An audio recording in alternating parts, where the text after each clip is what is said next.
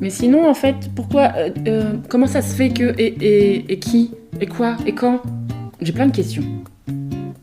L'épisode, les petites questions de Sylvie. C'est pas les petites questions. C'est les questions naïves de Sylvie. C'est pas les petites questions. Ce sont pas des petites questions. Ce sont des grandes questions hyper intéressantes, mais qui sont naïves. C'est les questions que tout le monde se pose, mais que tout le monde se pose peut-être dans sa tête, mais qu'ils n'osent pas poser à haute voix. Parce qu'on les trouve peut-être trop naïfs, trop bêtes, trop... Je dis non, je vais quand même pas poser la question pourquoi le clown a un nez rouge, par exemple. C'est idiot.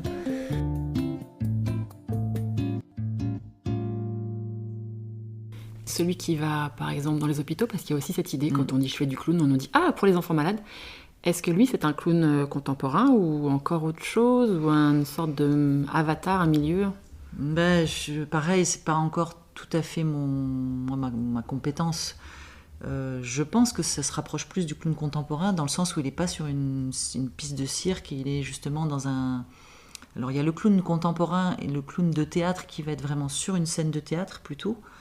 Le clown de cirque, clown classique, qui va être plutôt dans un chapiteau et dans une piste de cirque, et qui va avoir un rôle différent, puis qui va venir plusieurs fois tout au long du spectacle.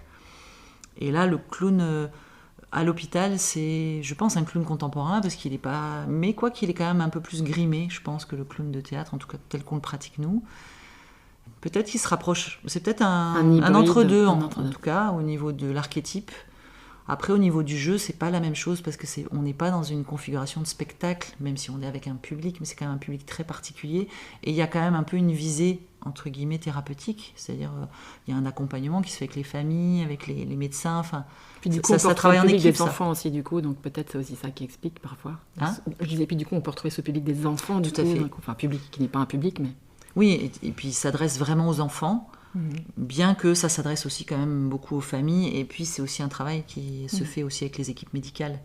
Mais c'est un peu particulier parce que c'est une configuration de public, mais c'est pas vraiment une configuration spectaculaire, je dirais, pour moi.